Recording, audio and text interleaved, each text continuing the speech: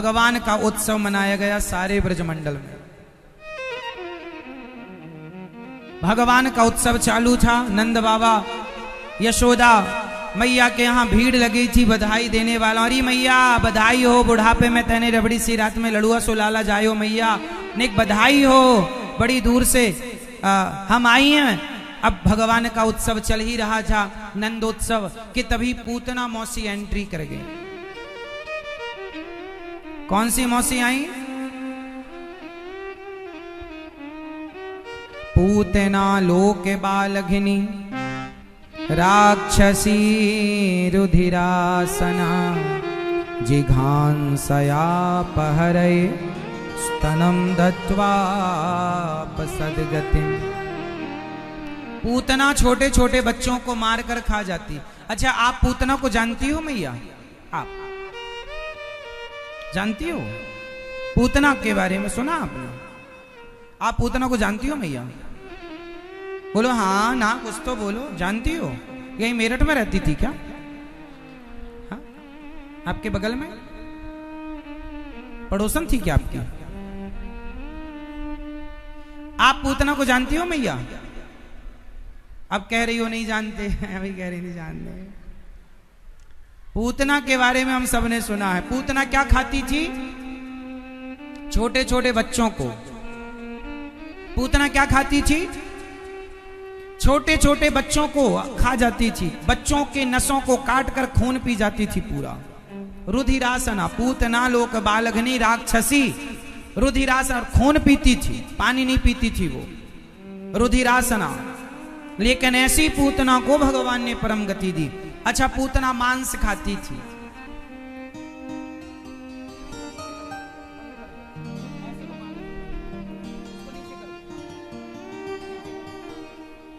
पूतना क्या खाती थी मेरी मां?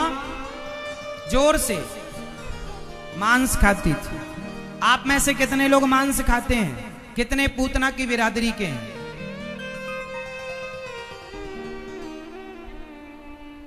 पूतना की तरह नहीं है। कोई तो मांस खाता होगा। आप मांस खाते हो?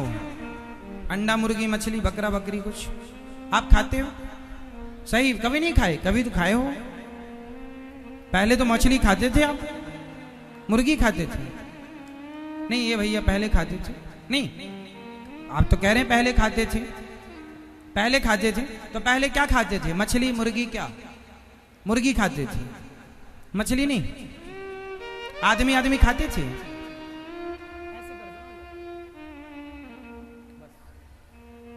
देखो हवा इसमें आ रही है ना बेटा, घुमा दो सब। इसको बंद कर दो ना, सीधा बंद कर दो या ऐसे कर दो। हाँ, मांस, पूतना मांस खाती थी।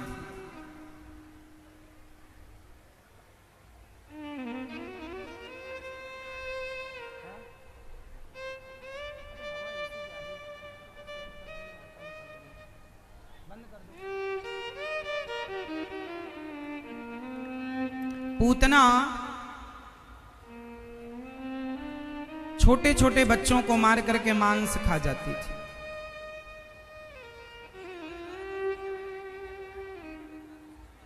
तो पूतना जो मांस खाने का कार्य करती थी वह बड़ा गलत था। अच्छा, मेरठ में भी कुछ लोग मांस खाते हैं, यहां भी मछली, मुर्गी खूब बिकती है, हाँ या ना? इसलिए आपको मांस नहीं खाना चाहिए। खाना चाहिए? एक आदमी मेरे से बोला, महाराज जी मांस खाना, उसमें क्या बुराई है? क्या बुराई है मांस खाने में? बोले शेर भी मांस खाता है।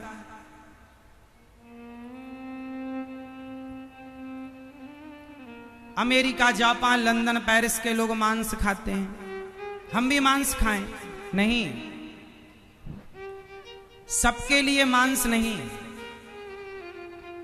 जो लोग मांस खा रहे हैं वो सिर्फ अपना अस्तित्व भूल गए, अपनी जैसा कि मैंने फर्स्ट में बताया कि आप शेर के बच्चे हैं, गीदड़ों के झुंड में मिल गए तो गीदड़ मान लिया। उसी तरह आप कुसंगियों से मिल गए तो आप भी अपने आप को कुसंगी मान के कि भैया वो मांस खाते तो हम भी खाएं, जबकि आप मांस खाने वालों में से नहीं है। आपको ईश्वर ने मांस खाने के लिए व्यवस्था दी ही नहीं है।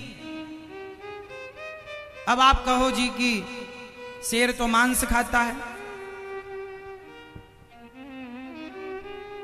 तो शेर तो मांस खाता है तो वो तो नंगा भी घूमता है, तो तुम मांस खाने वाले ऐसे घूमोगे शेर की तरह? शेर से तुलना नहीं कर सकते ना तुम अपनी हर चीज की। वो तो कपड़े भी नहीं पहनता। तुम सभ्य समाज में रहते हो। शेर को पता नहीं है क्या सही है और क्या गलत है। शेर के अंदर दया नहीं है, करुणा नहीं है, सत्य नहीं है, क्षमा नहीं है, पर आपके अंदर दया है, करुणा है, क्षमा है। आप इंसान हैं, बुद्धिजीवी हैं, आपको पता है ना। अच्छा, आप में से कितनों लोगों को पता है कि मछली को दर्द होता है यदि उसे पानी से निकालो तो तड़पती है। मुर्गी के पंख नोच लिए जाते हैं, उसे दर्द होता है। कितने लोगों को पता है कि मुर्गी को दर्द होता है? पता है, लेकिन शेर को पता नहीं होता कि दर्द क्या है। उसे महसूस तो हो सकता है, उसे खुद का दर्द तो पता है, पर दूसरों को भी दर्द होता है, शेर को नहीं पता। शेर जानवर है, शेर कुत्ता जानवर है। क्या तुम जानवर हो? तुम इंसान हो। इसलिए शेर मांस खाता है तो तुम भी मांस खाओगे? नहीं। बिल्ली मांस खाती है, तुम भी खाओगे? नहीं। बिल्ली जानवर है, तुम इंसान हो। उसके अंदर दया नहीं है, करुणा नहीं है, तुम्हारे अंदर सब है। यदि है फिर भी तुम खाओ तो तुम जानवर कहलाओगे। अगले जन्म में भगवान फिर तुम्हें कुतिया और कुत्ता बनाकर, बिल्ली बनाकर, शेर बनाकर भेजेगा, फिर खाते रहना, कोई ना बोलेगा। कुत्तों को हम थोड़ी समझाते हैं, हम तो इंसानों को समझाते हैं। हम मेरठ कुत्तों को समझाने थोड़ी आए हैं, हम तो इंसानों को समझाने आए हैं। इसलिए समझाया भी इंसानों को जा सकता, कुत्तों को क्या समझाएंगे। इसलिए दया धर्म का मूल है, पाप मूल अभिमान। तुलसी दया ना छोड़ियो जब तक घट में। अच्छा, एक बात बताओ, एक आदमी मेरे से, मैया इतना शोर क्यों करती हो मेरी माँ? सुन लो मेरी प्यारी माँ, आपकी भक्ति को ना पूरी दुनिया प्रणाम कर रही है। जो जो देख रहे हैं फोटो और वीडियो, टीवी पर सुन रहे हैं कथा के, वाह कितने प्रेम से लोग कथा सुनते हैं मेरठ के लोग। इसलिए शांति बनाए रखिएगा, जो कि आपने बनाई है। थोड़ी और सुनो। एक आदमी मेरे से बोला, महाराज जी मैं मांस खाता हूं तो क्या गलत है? मैंने कहा ठीक है, तू मांस खाता है तो तेरे दादाजी जब मर जाएं तो दादाजी को जलाइयो मत, पका के खा जाना। भाई तू तो मांस खाते ही है ना, बकरे का भी मांस खा, मुर्गी का खा, मछली का खा। तो जब बकरे, बकरी और मछली का खा सकता है, तेरे लिए उनका मांस खाना जायज है, तो दादाजी का मांस खाना फिर जायज होगा तेरे लिए, उसका भी खा लेना दादाजी का। बोला नहीं दादाजी का नहीं खाऊंगा। अच्छा ये बताओ, मांस तो मांस होता है ना? बोलो हाँ। तो इन खाने वालों से बोलो दादाजी मर जाएं तो जलाया मत करो। 30-40 किलो का दादा है बेचारा, 50 किलो का, पैसे ही बचेंगे। एक दिन हाथ खा लिया पका के, एक दिन टांग खा लेना, एक दिन पेट खा लेना। खाओगे? किसी जीव की हत्या करना अपने स्वाद के लिए गलत था, गलत है, गलत रहेगा। यदि आप फिर भी कर रहे हैं तो ये मनमानी है, और मनमाने का दंड ईश्वर देते हैं। दुर्योधन ने मनमानी की, दंड मिला। भीष्म पितामह ने मनमानी की, समर्थ थे, चुप रहे, दंड मिला, बाणों की सैया मिली। ईश्वर का जब न्याय होता है ना, तो फिर कोई बड़ा और कोई छोटा नहीं देखा जाएगा। वो तो जब न्याय चलेगा एक सा सब पर। इसलिए समझकर संभल कर रहना मेरी मां। आप लोग बहुत ध्यान से जीवन जिया करो। पूतना मौसी आई, भगवान पालने पर लेटे हुए थे, और पालने पर जब लेटे तो पूतना मौसी भगवान को देखी, उठाती हैं और दूध पिलाना स्टार्ट करती हैं। पूतना जहर भर के लाई, जहर पिलाना स्टार्ट किया और जैसे ही भगवान ने जहर पिया, पूतना के थोड़ा सा दूध बचा था आंचल में, दूध फिनिश किया, जहर फिनिश किया, जहर दूध खत्म, पूतना के प्राण पीने लगे। पूतना चिल्लाई, बालक छोड़ दो।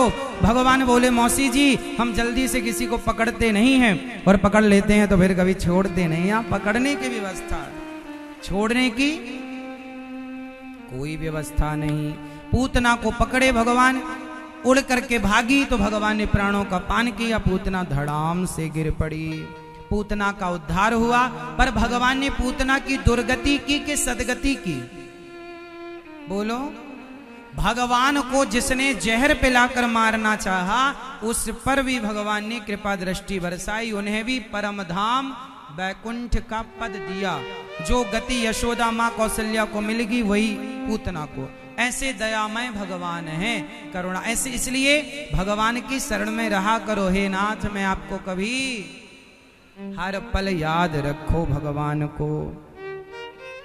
अब भगवान थोड़ा बड़े हुए, पूतना को मारा, पूतना के शरीर में चिताओं को रखा और शरीर में आग लगाई, बड़ी खुशबू निकली। नंद बाबा ने आश्चर्य माना और कंस का कर चुकाकर नंद बाबा लौटे थे कि तभी भगवान थोड़ा बड़े हुए, करवट बदले तो शकटासुर मारने आया। भगवान ने छकड़े को लात मारी, छकड़ा गिरा, शकटासुर का उद्धार हुआ। तृणावर्त बवंडर के रूप में आया, भगवान ने तृणावर्त को मार गिराया। पूतना मौसी आई, तृणावर्त आया, सबको भगवान ने मारा। अच्छा आप समझो, ये सारे लोग आ रहे हैं और भगवान सबको मार रहे हैं, इसका आशय क्या? आप क्या सीख रहे हैं इन बातों से? मैं आपको कथा नहीं, कथा का सार समझाऊंगा। सबको पता है कि भगवान ने शकटासुर और तृणावर्त को मारा तो मार तो दिया, आपने सीखा क्या? आपके लिए मैसेज क्या था? ये बात महत्वपूर्ण है कि आपने उससे सीखा क्या। अब सीखा क्या? देखो, भगवान के रास्ते पर कौन आया? शकटासुर आया, छकड़े पर आकर बैठा। मैया ने नीचे लिटा दिया कन्हैया को, ऊपर छकड़े पर सामान रख दिया। भगवान रोने लगे, मैया सुनी नहीं, शकटासुर मारना चाहा, भगवान ने मार गिराया। अर्थ ये निकला कि शकटासुर ऊपर आकर बैठा है और मैया ने छकड़े के नीचे भगवान को लिटाया है। कई बार हम लोग भगवान को नीचे कर देते हैं, अपने कामों को ऊपर कर देते हैं। कई बार हम भगवान को पीछे कर देते हैं, अपने आप को आगे कर लेते हैं। और जो अपने आप को आगे करता है, उसकी गाड़ी में भगवान एक लात जमा दे हैं कि तुम आगे आगे चल रहे हो। भगवान कहते हैं मुझे भूल गए, और जब भगवान को मैया यशोदा भूली तो गाड़ी पर लात जमा दी।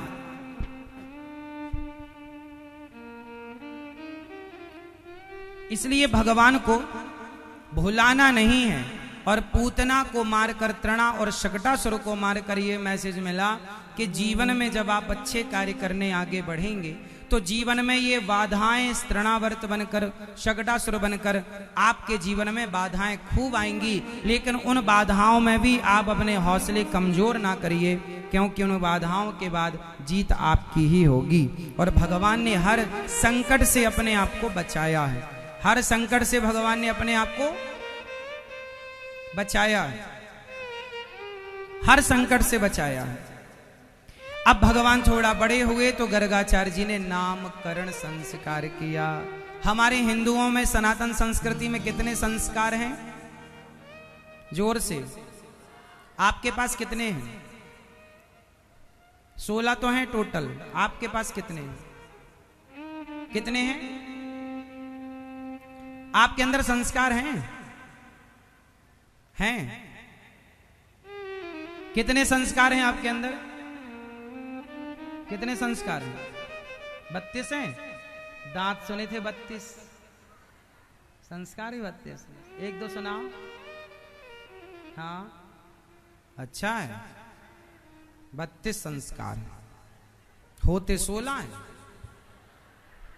अच्छा है, संस्कार तो फिर बहुत हैं, बात ठीक है। लिखित में 16 हैं। हमारे यहां संस्कार जो हैं बच्चों को बचपन से ही माँ बाप को देना चाहिए।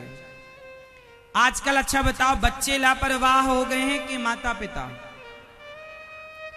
बच्चे मोबाइल चलाते हैं ज्यादा कि माता पिता? और दोष किस पर लगाया जाता है? बच्चे बड़ा मोबाइल चला। बच्चे नहीं चलाते मोबाइल, माता पिता चलाते हैं। माँ बाप चलाएंगे तो बच्चे वही सीखेंगे जो आप करते हैं। यदि माँ बाप कम मोबाइल चलाएं तो बच्चे भी कम मोबाइल चलाएंगे। माँ बाप पकड़ा देते हैं, बेटा मोबाइल तू चला। अब बेटा चलाता है मोबाइल, माँ बाप अपने बिजी हैं काम में। इसलिए बच्चों को थोड़ा सा टाइम देना चाहिए। बच्चों को थोड़ा सिखाओ, बैठो, प्यार करो बच्चों के साथ, खेलो बच्चों के साथ। खेल खेल में शिक्षा देने की कोशिश करो। मोबाइल देना समाधान नहीं है।